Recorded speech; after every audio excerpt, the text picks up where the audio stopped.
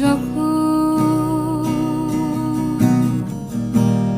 মেঘের চাদর টেনে আবছা জেগে জোছনা টিপ টিপ বৃষ্টি,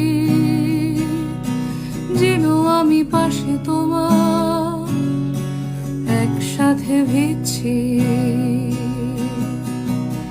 যখন